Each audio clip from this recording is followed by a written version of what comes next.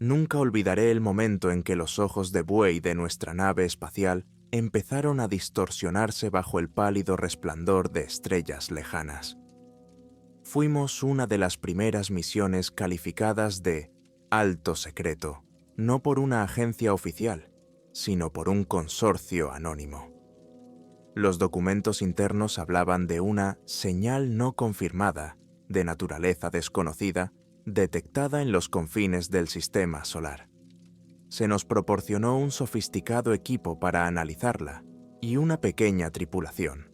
Solo 5 valientes dispuestos a sumergirse en lo desconocido. Mi nombre era Ethan Brooks. Fui nombrado jefe de pilotos y al mismo tiempo responsable de la navegación. Conmigo iban 3. El comandante de la expedición, John Miller, una ingeniera y mecánica de vuelo llamada Sarah Thompson, y un médico, Paul Barlow. Poco después se nos unió una experta en comunicaciones, Lucy Bennett, que tenía un talento extraordinario para descifrar cualquier mensaje codificado. Nuestro objetivo parecía sencillo: sondear la presunta fuente de la señal, recoger datos y regresar. Pero todos teníamos la sensación de que la sencillez solo existía sobre el papel. Había algo en nuestra misión que nos hacía difícil respirar. Desde el momento en que embarcamos, cada uno de nosotros sintió una extraña presión, como si nos envolviera algo invisible. El resplandor de los salpicaderos, de un verde anaranjado parpadeante, nos cortaba desagradablemente los ojos. El escudo de energía con el que estaba equipada la nave crujía constantemente. El metal parecía protestar por el mero hecho de que hubiéramos abandonado nuestra órbita de origen. Los primeros días del viaje transcurrieron sin incidentes, salvo por los sueños recurrentes que atormentaban a toda la tripulación.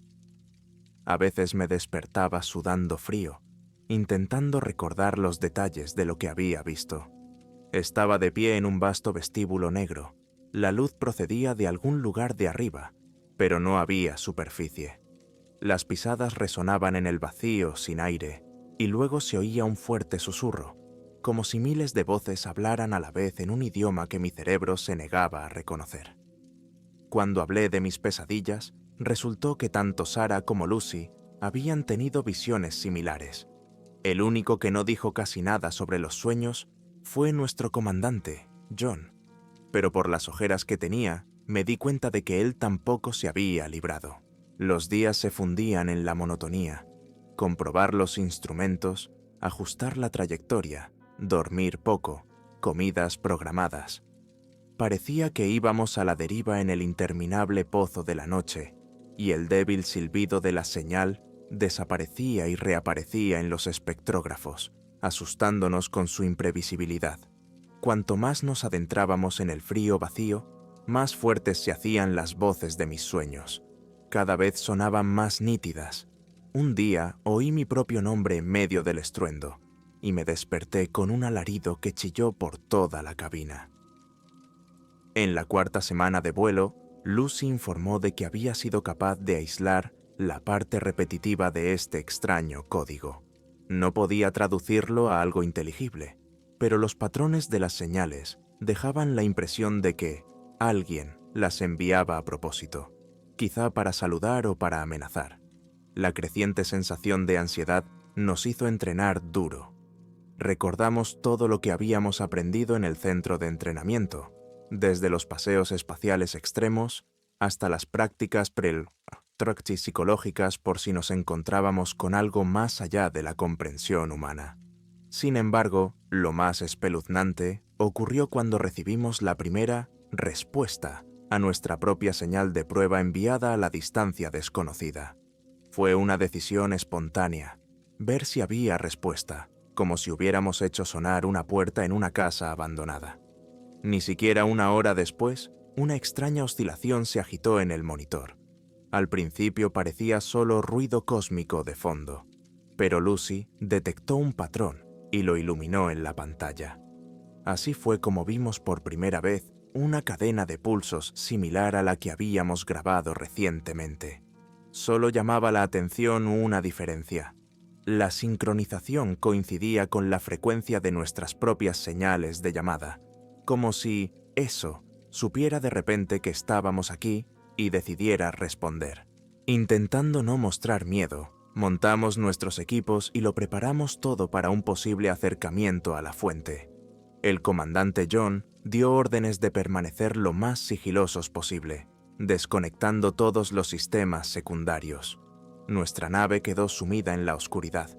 Solo las luces de emergencia y los tenues monitores iluminaban los rostros apretados de la tripulación. Aquella noche no conseguí pegar ojo. Todo en nuestro interior protestaba contra la idea de ir hacia la misteriosa señal, pero no podíamos hacer otra cosa. Habíamos nacido para explorar y desentrañar los misterios del universo. En mi corazón sabía que no había vuelta atrás. Y cuando la nave se estremeció, como si recibiera un pulso de la propia oscuridad, sentí algo parecido a un terror primitivo. Por primera vez, me di cuenta de que ninguno de nosotros estaba ya a salvo. Continuamos acercándonos a las coordenadas dadas.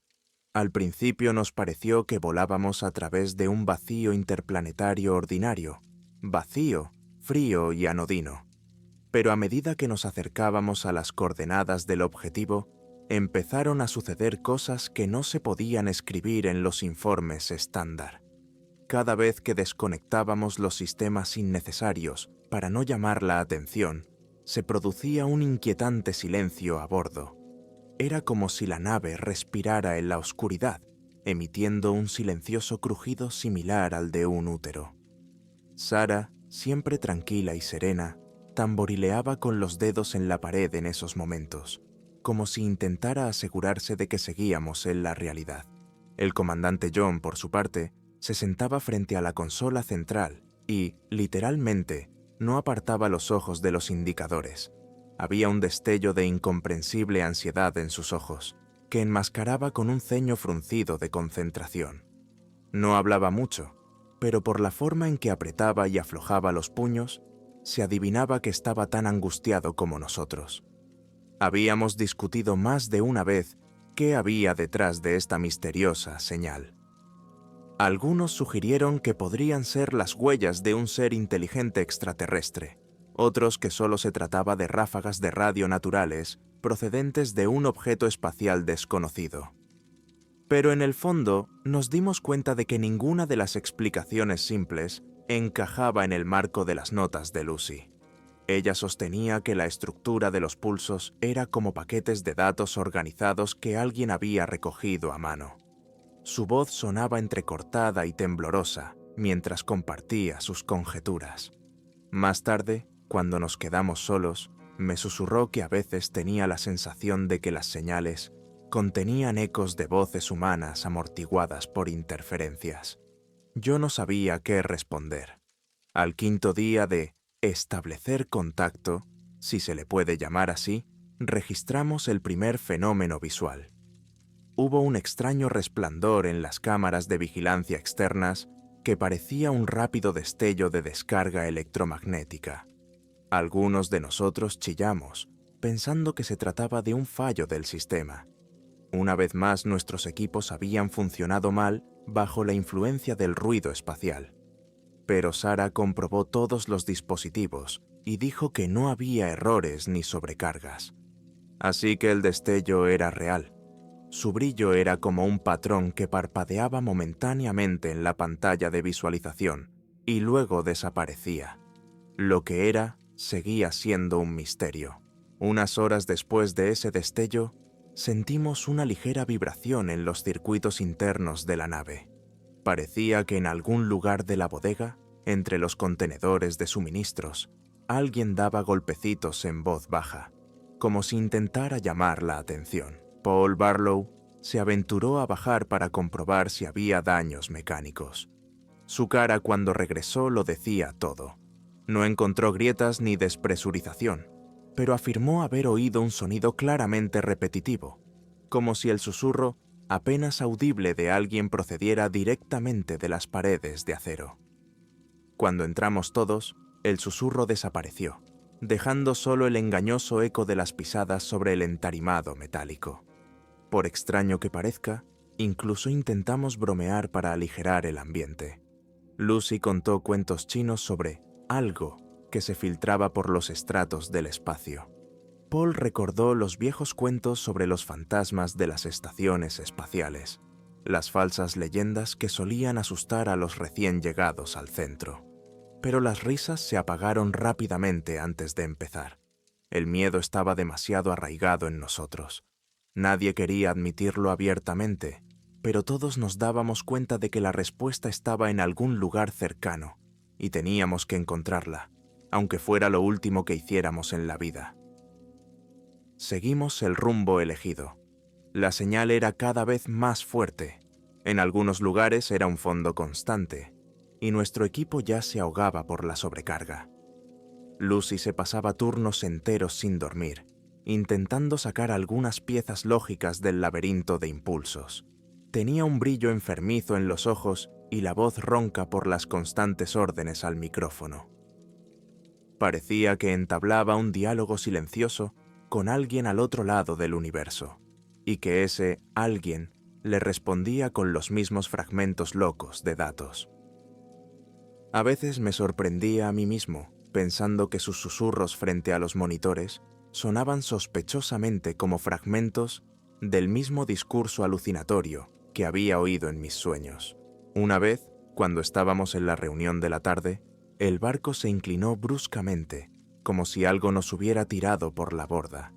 Me mordí la lengua por la sorpresa e inmediatamente corrí al panel de control, nivelando el rumbo. Pero lo extraño era que todos nuestros sensores decían que no había habido colisión ni impacto externo. Los motores funcionaban sin problemas, los campos de fuerza eran estables. Pero entonces, ¿de dónde venía esa sacudida que casi nos hace volcar? El comandante nos ordenó comprobar el tren de aterrizaje, pero de nuevo no encontramos nada. Era como si alguien hubiera agarrado la nave en un instante y luego hubiera soltado la palma de la mano. A medida que nos acercábamos al punto central de coordenadas, la atmósfera a bordo se volvió opresivamente pegajosa. Mis sentidos se agudizaron hasta el extremo. Pequeñas cosas como respiraderos que crujían o indicadores que parpadeaban me hacían estremecerme. Me parecía que el propio espacio que nos rodeaba empezaba a curvarse lentamente, como si flotáramos en un río cuyas aguas llevaban mucho tiempo empapadas de locura.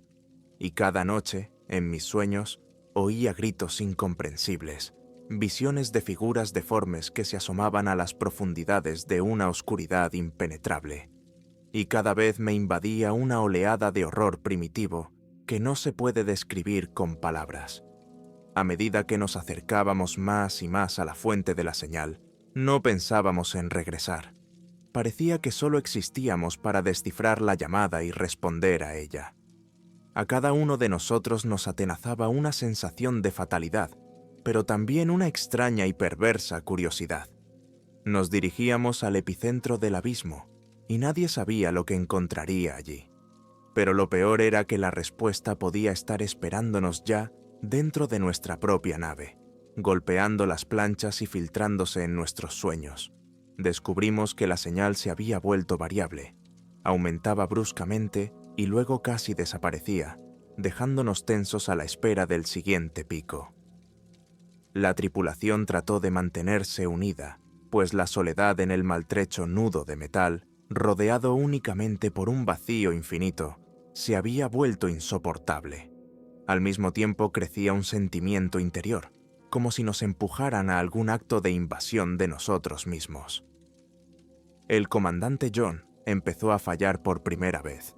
Durante otra sesión informativa, se detuvo en mitad de una frase. Se quedó mirando fijamente a un punto y continuó allí de pie hasta que Sara lo distrajo con una ligera sacudida del hombro. Pareció salir de su profundo trance y nos miró con tal consternación que retrocedimos involuntariamente. «Ya están aquí», susurró. Nadie se atrevió a preguntar a quién se refería exactamente, pero todos sentimos un escalofrío agónico. Lucy, cubriéndose los ojos con la palma de la mano, tecleaba incansablemente algo en los paneles intentando crear un algoritmo de desencriptación automática.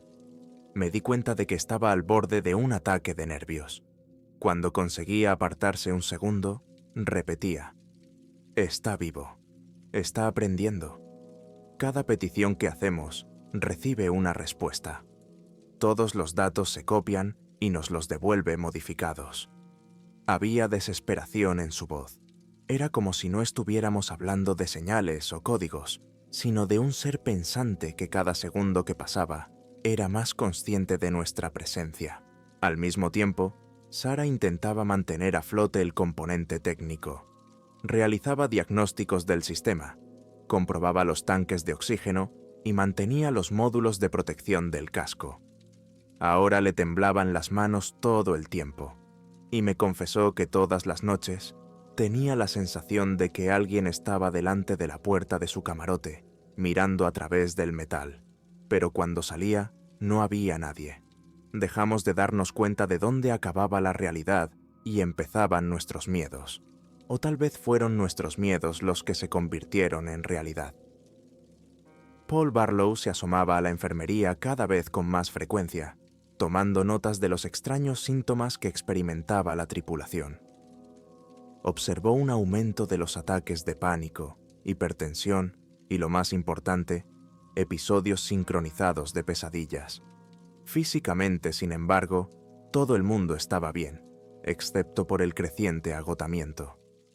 Parecía que nuestros cuerpos trataban de adaptarse a algo que se filtraba lentamente en nuestra conciencia, destruyendo nuestros mecanismos de defensa habituales. Al acercarnos a las coordenadas, entramos en una zona de oscuridad absoluta. El sol estaba lejos, a popa, y las estrellas parecían manchas tenues, como si se las hubiera tragado un velo negro impenetrable. Las señales de advertencia sobre flujos de energía inestables empezaron a parpadear cada vez con más frecuencia en los paneles. Calculamos que nos estábamos desviando gradualmente de nuestra órbita calculada, aunque los motores funcionaban sin problemas. Era como si una corriente de aire en el vacío nos arrastrara hacia nuestro destino, impidiendo que nos alejáramos. Al sexto día del descubrimiento del fenómeno desconocido, registramos un segundo contacto visual. Algo parecido a una silueta destelló en el ojo de buey, tembloroso e inestable, como una sombra cayendo sobre un cristal ahumado. Duró solo un segundo, pero todos conseguimos verlo. Su silueta se asemejaba a una figura humanoide, pero demasiado alargada, con extremidades antinaturalmente largas. Sentí literalmente que se me paraba el corazón por un momento y que se me erizaba el vello de la nuca. Corrimos hacia las cámaras, con la esperanza de volver a ver las imágenes, pero lo único que quedaba en la película era una ráfaga aguda de estática. Era como si lo que habíamos visto no quisiera dejar pruebas. Era como si nos hubiéramos encontrado no solo con una anomalía técnica, sino con la presencia de alguna dimensión paralela que estaba en contacto con nuestra realidad. A veces me parecía que, si cerraba los ojos y estiraba la mano, podía sentir en la palma la mirada fría y ajena de otra persona, y esa mirada se acercaba cada día más. Sabíamos que casi habíamos llegado. La señal, que Lucy ahora llamaba el código fantasma, había alcanzado su punto máximo. Todos los sistemas de la nave empezaron a responder de forma errática. Las luces parpadeaban, los circuitos de energía de reserva se reiniciaban. John intentó varias veces ponerse en contacto con el centro de tierra, pero no había conexión. Algún tipo de interferencia estaba absorbiendo nuestros mensajes. Estábamos a merced de la oscuridad y de esta fuerza inexplicable. El comandante, mirando las lecturas de los instrumentos que se desvanecían, susurró: «Si no salimos, ¿alguien sabrá lo que ha pasado?».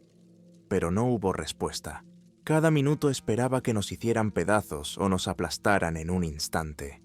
El miedo se convirtió en un trasfondo constante, envenenando cada pensamiento. Pero en medio de todo este terror, había otro sentimiento que fluía en nosotros, una curiosidad oscura y compulsiva, casi parecida a una atracción por lo prohibido. Nos atraía la pista que se escondía tras el vacío, y en el fondo de mi corazón sabía que, aunque tuviéramos la oportunidad de volver atrás, no la aprovecharíamos. Después de todo, ya estábamos bajo el poder de este código fantasmal, como niños que escuchan por primera vez la llamada de una deidad antigua y olvidada, y ningún razonamiento podría detenernos. Nos acercamos tanto a las coordenadas de la fuente que nos olvidamos del sueño y la comida. Lucy estaba sentada frente al panel de comunicaciones, recargando mecánicamente los descifradores, y Sarah vigilaba continuamente el estado de los motores. Paul vivía literalmente en el hangar médico, intentando averiguar por qué nos daban espasmos musculares involuntarios y nos sangraban las encías.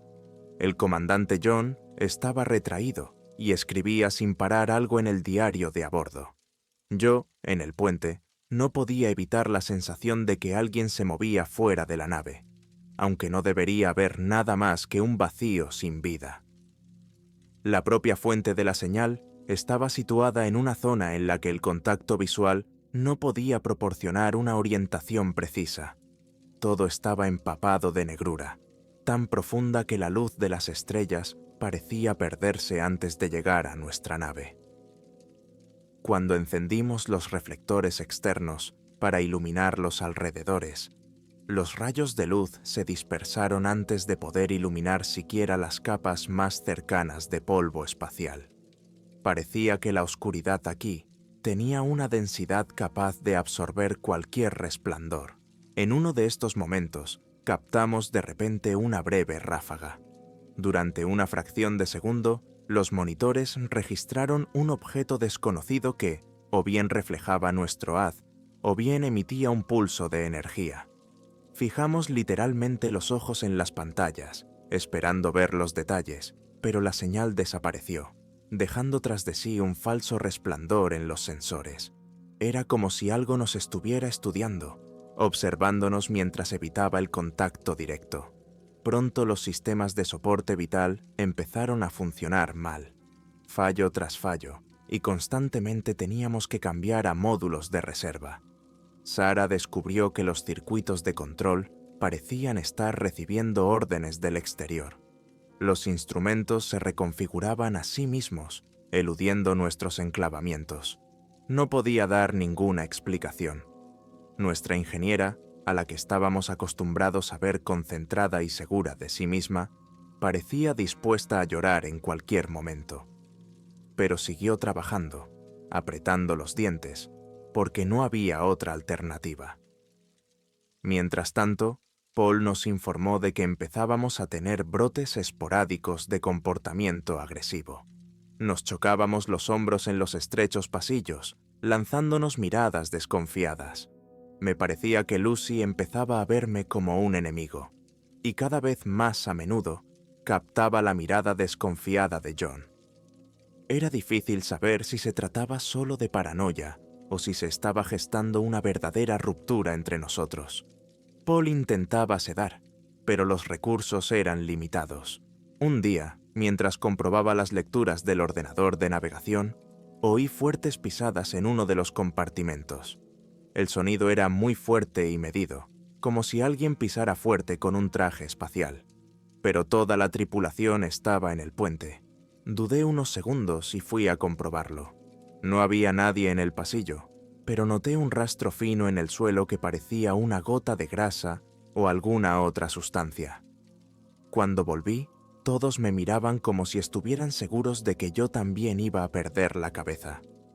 John nos convocó varias veces a breves reuniones, diciéndonos que nos mantuviéramos alerta y que no alucináramos. Pero cada vez su voz sonaba insegura, como si no creyera lo que decía. Todos estábamos agotados, pero nadie podía parar, porque la señal, como un imán gigante, nos llevaba cada vez más lejos. Parecía que no éramos nosotros los que nos acercábamos a la fuente, sino que ella nos atraía, acortando la distancia desde dentro. En un episodio alarmante, detectamos una oleada de radiación. Los instrumentos mostraban una súbita liberación de energía. Lucy nos puso inmediatamente en alerta, pensando que el objeto estaba atacando. Pero no hubo ataque, sino que sentimos un repentino estruendo en los mamparos de la nave, y durante un par de segundos todos los instrumentos se enmudecieron, sumiéndose en un silencio absoluto. Era como si estuviéramos suspendidos en un bucle invisible, donde el tiempo y el espacio no estaban ni aquí ni allí. Cuando los sistemas volvieron a la vida, fue como si toda una avalancha de nuevas señales, mezcladas con el ruido, hubiera caído sobre nosotros. En los altavoces se oían extrañas sacudidas que a nuestros oídos parecían latidos de corazón. No sabíamos cómo interpretarlo. Quizá era así como sonaba un ¿saludo? ¿O era una nueva forma de exposición que pretendía poner a prueba nuestras mentes para ver si estábamos a la altura? En cualquier caso, no podíamos irnos. Un intento de dar la vuelta a la nave acabó en un fallo del motor. Simplemente no respondía a nuestras órdenes. Sara miró la interfaz y dijo: «El sistema responde como si ya estuviéramos en modo de aterrizaje». ¿Pero aterrizar en qué? Aquí no hay superficie. Su voz se apagó en un grito y nadie supo qué decir. Entonces, John pronunció una sola frase: «Ya que nos arrastra hacia ella, tendremos que seguirle la corriente». Nos dimos cuenta de que ya estábamos en manos de una fuerza desconocida que sabía demasiado sobre nosotros. El mero hecho de pensar que no era humana nos producía escalofríos. Pero no éramos personas que se rindieran sin luchar. Decidimos que si el contacto era inevitable, debíamos afrontarlo con honor, manteniendo al menos un mínimo de sentido común, si es que eso era posible en un lugar donde se borraban los límites de la realidad. La ilusión gravitatoria seguía creciendo. La nave temblaba como si estuviéramos entrando en la densa atmósfera de un planeta inexistente. Al mismo tiempo, los sensores externos detectaban enormes perturbaciones en el espacio, pero seguía sin haber ninguna superficie material cerca. Era como si cayéramos en un vacío que, de repente, tenía forma y peso propios. Llegó un momento en que oímos un característico sonido de raspado. Al principio sonaba como si los mecanismos internos de la nave crujieran bajo la tensión, pero pronto el sonido empezó a transformarse en un rugido bajo, casi infrasónico. Miré a Lucy y su cara estaba más blanca que una sábana. Estaba escuchando unos pulsos agudos en sus auriculares y de repente susurró: «¿Eso suena como respiración?». No tuvimos tiempo de averiguar a qué se refería, porque en el mismo instante la nave sufrió una brusca sacudida. El inventario salió volando de sus soportes. Sara casi se desmaya, golpeándose la cabeza contra la barandilla. Paul se apresuró a comprobar su estado. Yo me agarraba al panel, intentando mantener el rumbo. Pero los mandos parecían tener vida propia. El volante se me arrancaba de las manos y los indicadores parpadeaban del máximo al mínimo. De repente, los altavoces se llenaron de sonidos inhumanos que parecían simultáneamente crepitaciones de estática y el gruñido de un animal acorralado.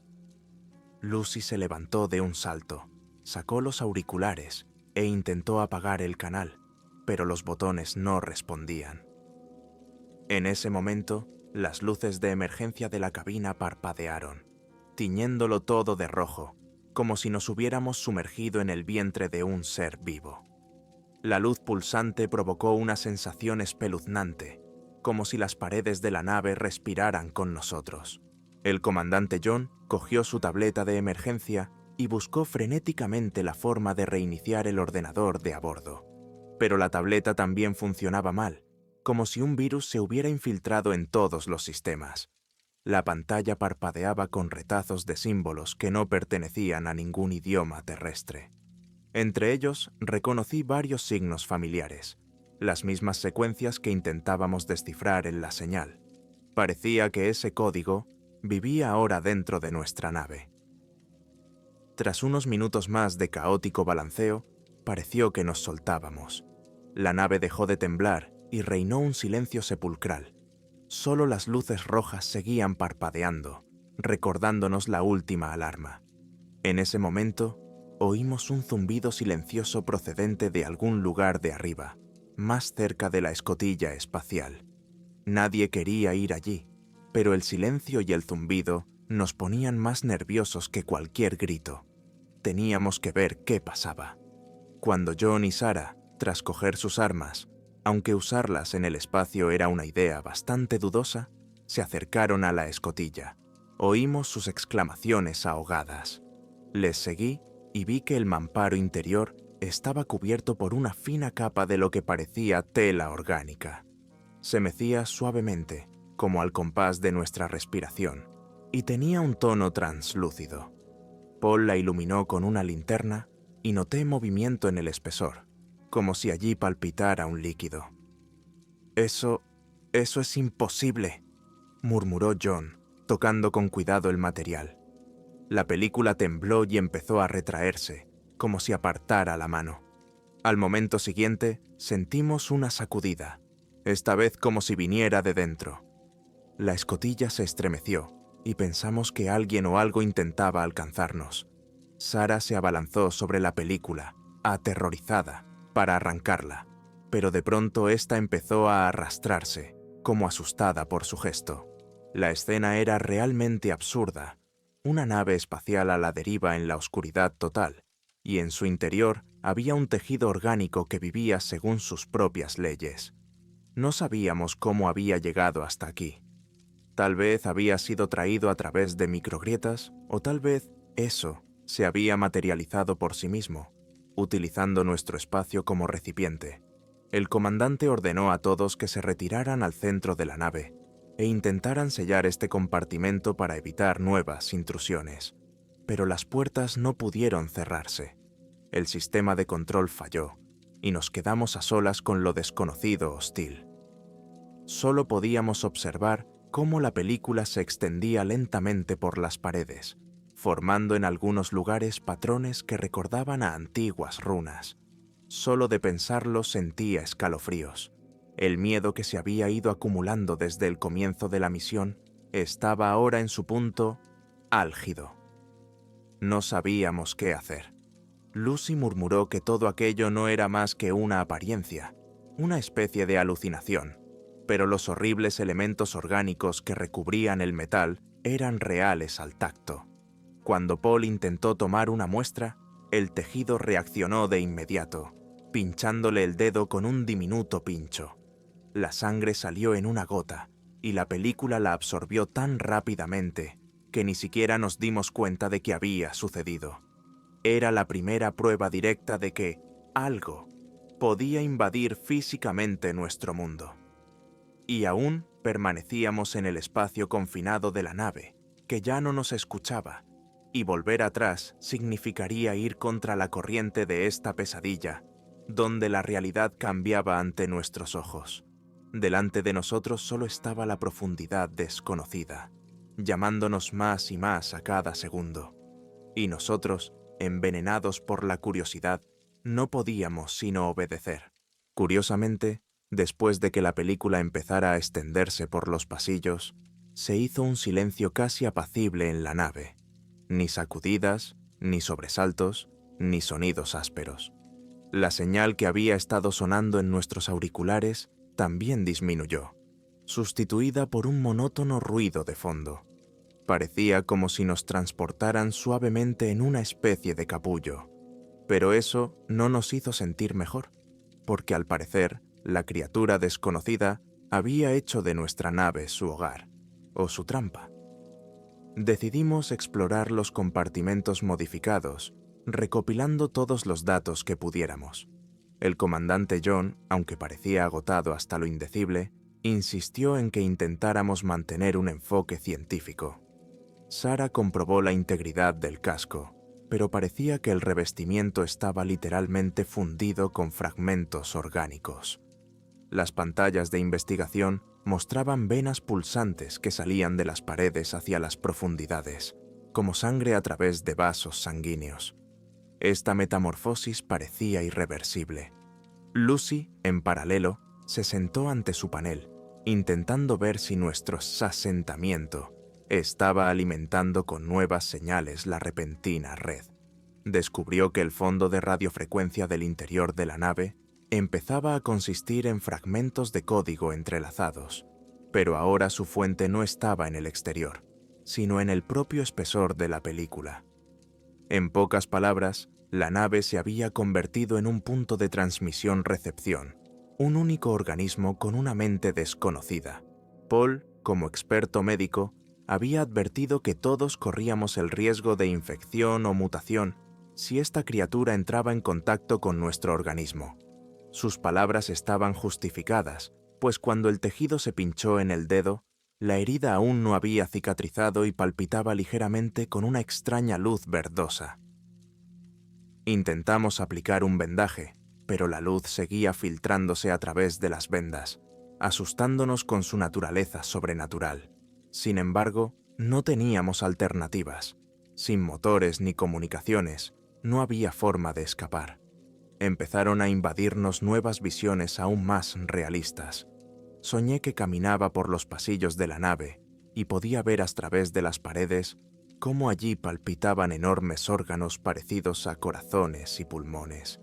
Pero lo más monstruoso era que también podía vernos a nosotros, como si solo fuéramos células sanguíneas en un cuerpo enorme. Cuando me desperté, no sabía si era real o una pesadilla.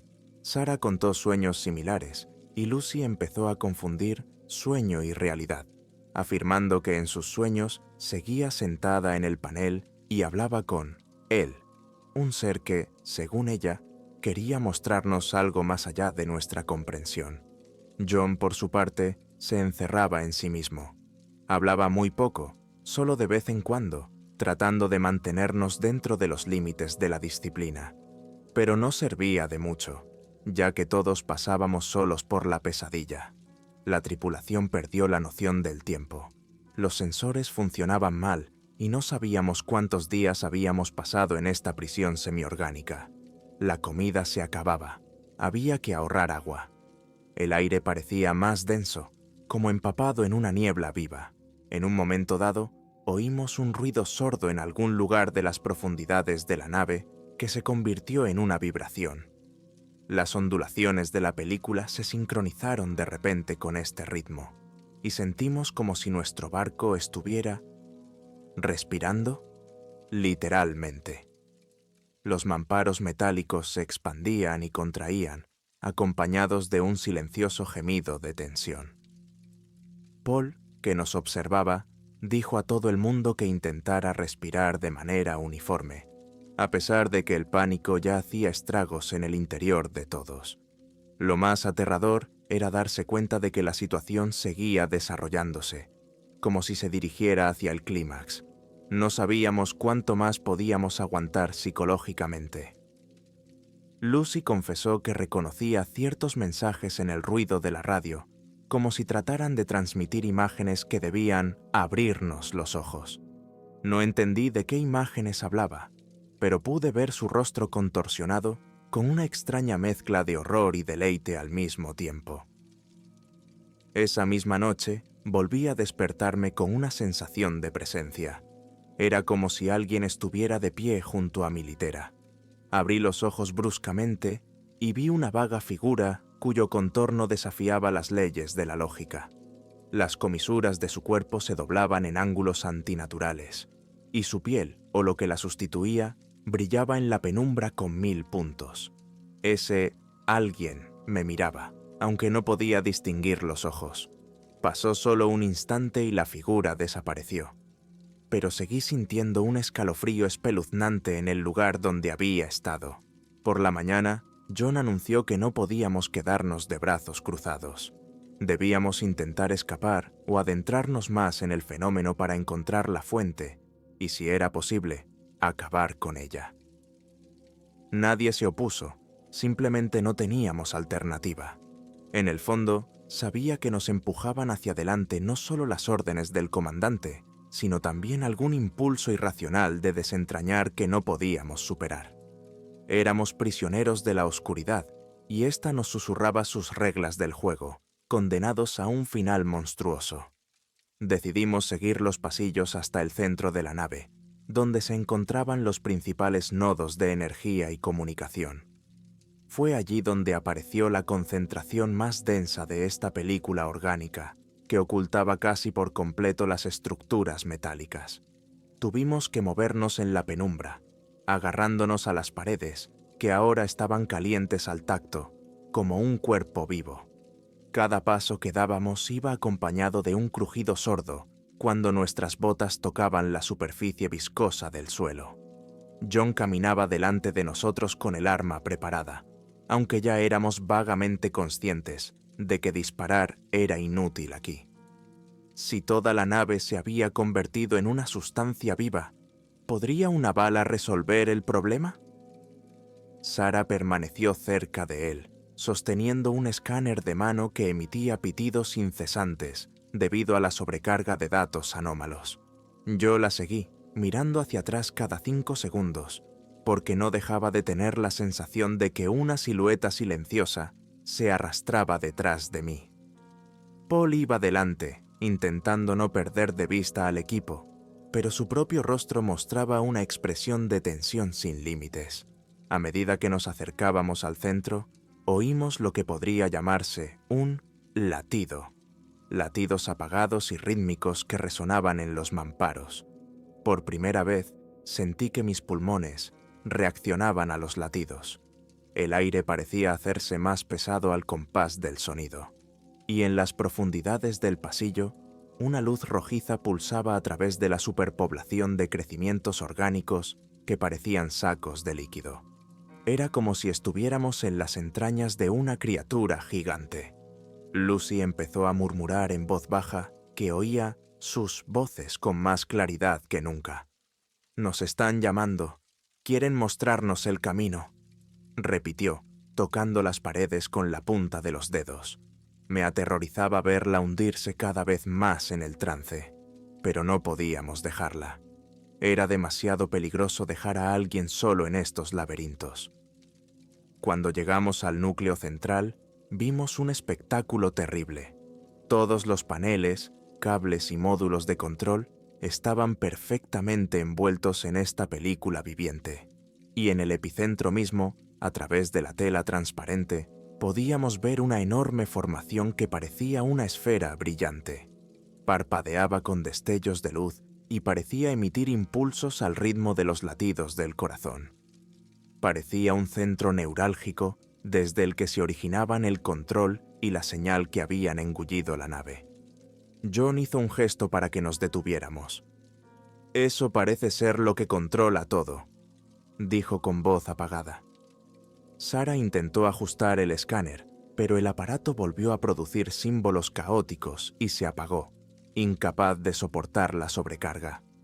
Paul sugirió intentar cortar alguna parte orgánica para ver cómo reaccionaba eso, pero nadie se atrevió a acercarse a la esfera. El terror nos paralizaba. Sin embargo, Lucy avanzó de repente como hipnotizada. Tenía los ojos muy abiertos y miraba fijamente a la masa brillante. Nos precipitamos hacia ella, intentando retenerla, pero en ese momento era sorprendentemente fuerte. «Debo hacerlo», dijo, como si viniera de otro mundo. «Si no, nunca lo sabremos». Cuando John trató de bloquearle el paso, ella lo empujó y oímos un ruido sordo. El comandante cayó al suelo y su arma rodó por la superficie mugrienta con estrépito. Observamos confusos cómo Lucy se acercaba a la esfera y la tocaba cautelosamente con la mano. En el mismo instante, algo centelleó y un haz de luz salió del centro de la esfera, cegándonos. Sentí que el suelo caía bajo mis pies, como si la gravedad hubiera desaparecido o se hubiera desplazado. Sentí un zumbido en los oídos. Perdí el conocimiento durante unos segundos, y cuando volví en mí, estaba tumbado en el frío suelo, en una oscuridad casi total. Las luces de la esfera se habían apagado. Los órganos parecían haber dejado de latir. Inmediatamente empezamos a buscar a Lucy, pero no estaba ni cerca de nosotros ni de la esfera. «¡Lucy!», gritó John, levantándose y tanteando las paredes con las manos. Sarah, encendiendo bruscamente la linterna de emergencia, iluminó el centro. La esfera estaba vacía, y la tela que la rodeaba estaba agrietada y seca, perdiendo su brillante color rojo. Era como si la fuerza vital hubiera abandonado la estructura. Exhaustos y asustados, permanecimos de pie en el tenue círculo de luz. Hacía un momento, Lucy había estado entre nosotros, pero ahora había desaparecido, se había disuelto, como si la hubieran llevado a una dimensión fuera de nuestro alcance. La nave ya no parecía viva, solo había fragmentos secos de película en las paredes, cuyos jirones desgarrados ondulaban con el movimiento residual del aire. El extraño ritmo cesó. Se hizo un silencio sepulcral, mucho más espeluznante que cuando todo a su alrededor respiraba. Era como el final de una pesadilla, pero al mismo tiempo dejaba un regusto amargo. Habíamos perdido a nuestro comunicador, la persona que sabía más que nadie sobre este fenómeno. ¿A dónde había ido? ¿Se la tragó el orbe? ¿O se había adentrado en el mismo abismo que nos enviaba señales? No sabíamos la respuesta, y la comprensión de nuestra impotencia nos presionaba más que todos los horrores que habíamos visto antes. Intentamos encontrar algún rastro de Lucy en los nodos restantes de la nave, pero todos los intentos fueron en vano. Los sensores no captaban ninguna bioseñal, como si hubiera dejado de existir en nuestra frecuencia de realidad. Paul, con los labios apretados, repitió que aquello no era el final. Quizás se había pasado a su lado, pero no entendíamos lo que eso significaba. La nostalgia y el miedo nos abrumaban, pero no tenía sentido quedarnos donde estábamos. La nave, tras perder su parásito orgánico, empezó a reconstruir algunos sistemas. Sarah calculó que en modo manual podíamos intentar poner de nuevo en marcha los motores y alejarnos de las coordenadas que casi se habían convertido en nuestro cementerio. No sabíamos si eso tendría sentido, ya que la aparente anomalía espacial no se había ido a ninguna parte, pero era imposible quedarse de brazos cruzados. Volvimos al puente, abriéndonos paso por pasillos donde los restos de una materia oscura colgaban sin vida. En algunos lugares se deshacía en polvo gris al mero contacto, como un hongo vaporizado. Las barreras ya no rezumaban líquido, y la temperatura del metal volvía a ser tan fría como debería. Parecíamos estar vadeando los restos de una enorme criatura que había perdido su poder tras arrancar a nuestra víctima más vulnerable, Lucy. El puente seguía siendo un desastre, pero el panel central volvió a resonar cuando John lo tocó. Pude ver cómo las pantallas antes apagadas cobraban vida, mostrando rudimentarios mensajes de diagnóstico. El sistema de comunicaciones seguía sin funcionar, pero el módulo de navegación había despertado de su largo letargo. Tragándome un nudo en la garganta, tomé los mandos y, milagrosamente, el timón me obedeció. Los motores emitieron un débil gruñido, pero respondieron. Sarah y Paul ayudaron a reconfigurar la energía, a reconectar los circuitos. Introdujimos febrilmente códigos de acceso que antes estaban bloqueados. Parecía que los últimos datos que Lucy había recogido estaban almacenados en algún lugar profundo, pero ahora no nos atrevíamos a abrirlos. Cada idea de su desaparición nos ponía los pelos de punta. El comandante no dijo nada, pero tecleó repetidamente órdenes para ajustar el movimiento. Cuando por fin la nave empezó a alejarse de las coordenadas originales, sentimos una débil aceleración. La oscuridad parecía aferrarse a nosotros y no quería soltarnos. Era como si atravesáramos un muro invisible. Los sistemas de propulsión zumbaban al borde de la sobrecarga, y temí seriamente que explotaran en cualquier momento. Pero la nave seguía adelante, como si hubiera desarrollado su propio deseo de escapar del abismo. No supimos cuánto duró la lucha. Los minutos se convirtieron en horas, y éstas, a su vez, en un tramo continuo de pánico y trabajo duro. Finalmente, las lecturas se estabilizaron y vimos estrellas en las pantallas, tenues, pero eran estrellas de verdad, no el vacío chamuscado en el que nos debatíamos. Sentí el mayor alivio de mi vida, pero enseguida me di cuenta de que Lucy no iba a volver. Estábamos casi seguros de que lo que habíamos visto en el epicentro no era solo una manifestación de vida extraterrestre, sino algo mucho más grandioso e incomprensible, capaz de atraer conciencias hacia sí. Quizá no fuera un ser inteligente, sino una especie de portal a otra dimensión, o un poder ancestral al que no le importaba quién llegara a él. Paul, mirando nuestras caras cansadas, dijo que teníamos el deber de volver a la Tierra y contar todo lo que había pasado. Pero John, frunciendo el ceño, replicó: «Firmamos un tratado de completo secreto, y no se sabe a quién podemos confiar esta información. Si esto se extiende a una nueva misión, habrá nuevas bajas». Todos guardaron silencio, conscientes de que ocultar semejante revelación era condenar a los demás a la ignorancia, pero decir la verdad significaría enfrentarse a consecuencias aún más nefastas. En ese momento, una luz brillante se encendió de repente en la consola de comunicaciones. Nos estremecimos. ¿Había vuelto a la vida el sistema? Pero la señal era extraña, apenas audible, como si viniera de muy lejos. Puse el altavoz. Al principio solo había ruido, y luego oímos un silbido bajo, perversamente familiar, y en ese silbido reconocimos una voz apagada. «¡Ayuda!», decía. Nos dimos cuenta con desesperación de que la voz pertenecía a Lucy. Todo el mundo se entumeció, y la estática inconexa continuó hasta que la señal se cortó. Nadie se atrevió a decir nada, porque sabíamos de corazón que si Lucy estaba viva, estaba al otro lado. Y quizá esta llamada no fuera más que otra trampa, pero también era insoportable ignorar una llamada así. Mi mente gritaba peligro, y mi corazón latía al unísono con la llamada de auxilio. Con la duda agonizante, seguimos alejándonos del desafortunado sector. Nuestro destino pendía ya de un hilo. Cada hora que pasaba sentíamos que la experiencia nos rompía por dentro, envenenando lo que quedaba de nuestras mentes. Paul intentó mantener la moral alta, repitiendo que tal vez Lucy había logrado sobrevivir de algún modo, pero sus palabras sonaban falsas. Ni él mismo se lo creía del todo. Sarah diagnosticó la nave. Los daños eran mayores de lo que pensábamos, pero aún había posibilidades de alcanzar la órbita terrestre.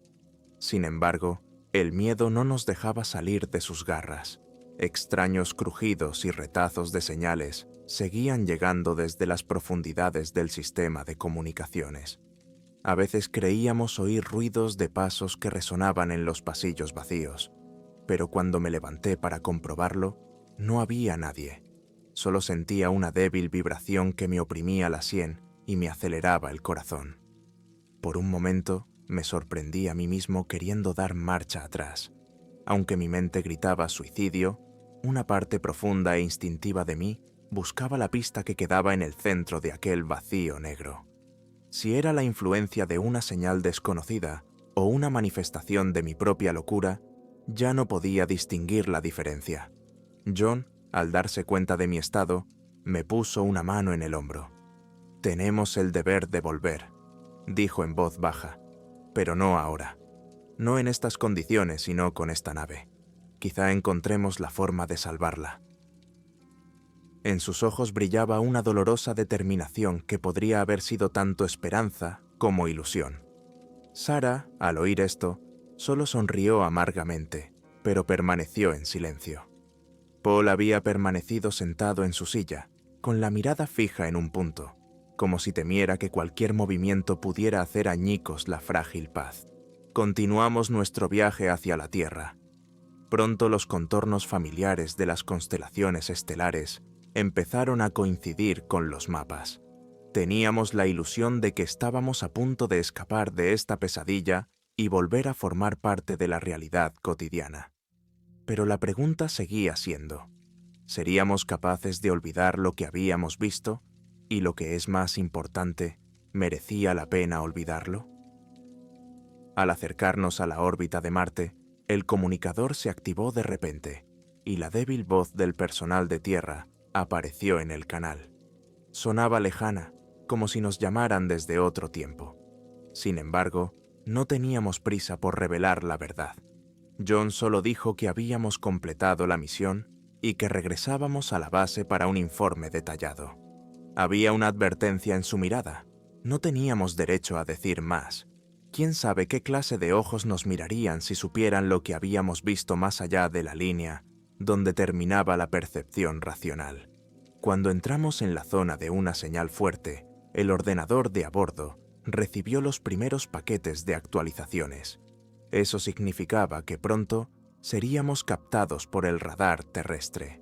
Se decidió que solo diríamos la verdad cuando supiéramos en quién podíamos confiar. Probablemente en nadie. El riesgo de repetir la pesadilla era demasiado grande. O peor aún, un intento deliberado de entrar en este sector prohibido. Los humanos son curiosos, y la curiosidad es un conductor mortal. La nave, cubierta de arañazos y restos de materia orgánica parasitada, se acercaba al planeta de origen. Una mezcla de desesperación y alivio rugía en nuestro interior. Habíamos sobrevivido, pero habíamos perdido a Lucy, y aquella señal fantasmal que se había filtrado en nuestra realidad seguramente no iba a ninguna parte. Quizá estaba esperando a su próxima víctima, o planeaba abrir un nuevo vórtice a nuestro universo. No lo sabíamos. Miré por el ojo de buey el disco de la Tierra, y supe que nuestro regreso no sería la salvación. En el fondo de mi mente, sentía que habíamos traído el contagio con nosotros. Después de todo lo que había pasado, no podía evitar pensar que este no era el final. La señal se había convertido en parte de nosotros. Estaba en nuestras pesadillas, en los rincones más oscuros de nuestras mentes. Y cuando cerré los ojos aquella última noche antes de aterrizar, volví a ver las figuras oscuras y retorcidas que se acercaban a mí con manos infinitas. Susurraban mi nombre y reían. Luego hubo un silencio absoluto. Permaneció conmigo mientras tocábamos la superficie de la Tierra, retumbando ensordecedoramente contra la pista. Nadie nos saludó con aplausos. Nadie sabía el infierno por el que habíamos pasado. Y lo que es más importante, nadie se dio cuenta de la oscuridad que llevábamos en el alma. Y en el momento en que la pasarela tocó la plancha, supe que esto era solo el principio. Y no importaba lo que pasara después. Nuestros ojos ya habían visto lo que nunca deberían haber visto antes.